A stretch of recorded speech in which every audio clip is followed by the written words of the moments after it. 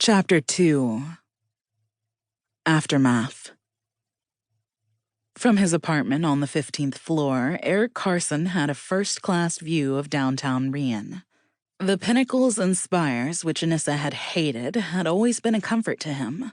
They were tall, majestic, and inflexible, glowing now in the setting sun. They had always been bigger than his problems, his reassurance that all was right with the world. But today they struck him as artificial. It was a false strength, built on ignorance. Today it appeared a mockery of reality. Those towers stood tall and immovable, but the people of Riyen were in crisis. Even at this height he could see them. Their movement was erratic and emotional. Their world had been turned upside down, and those towers and turrets had no word of comfort to provide. They were not alone in the universe.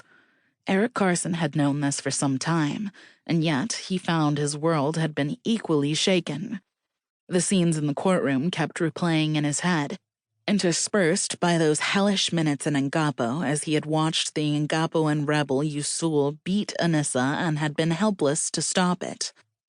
As always, his thoughts came back around to their morbid finale, obsessing over every word of Hawthorne's threats. The cop is with her. He kept repeating it to himself over and over, as if to ward off his evil thoughts. Brett is with her. She can hide in the jungle. If he had had his way, he might have stayed there forever, refusing to move forward, mustering all his mental strength and willing her to be safe. But his phone rang. Director Torres needed him at the police station. Carson faced little opposition in the streets, and no one stopped him, although a few faces turned his way. But the scene changed as he neared the station.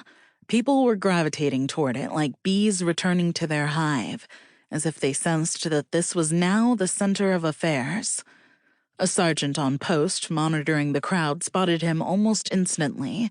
He charged toward him with singular purpose, his square face turning red as if he expected a fight. Carson slowed his pace, and the crowd parted. The sergeant grabbed hold of his arm as if he were detaining him. "You're needed inside, sir." Carson instinctively shook him off. "Where do you think I'm headed?"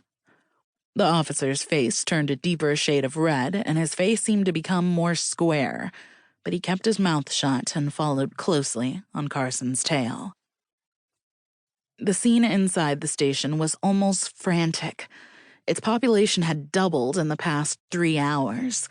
Knots of people had collected in clusters around desks, in conference rooms, and in private offices.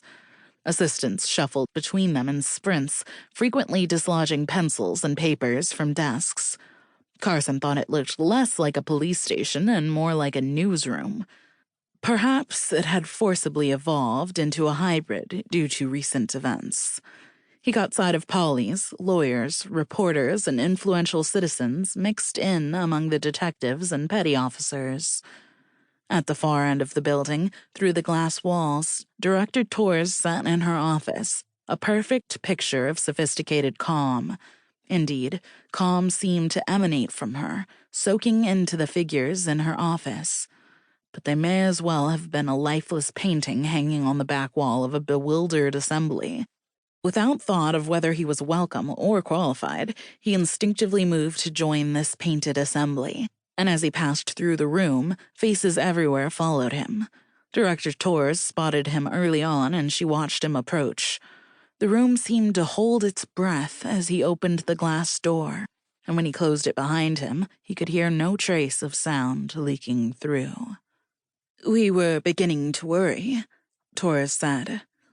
"I had an unexpected visitor." Director Torres hardly noticed the comment, and Carson chose for the moment not to elaborate. Captain Agatha Travis stood with her arms crossed stoically, gazing out the one window. Janelle Merrow slouched in an armchair with her feet placed irreverently on the coffee table.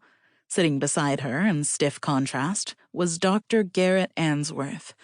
His long face was white and drawn. Carson instinctively took the chair farthest away from him.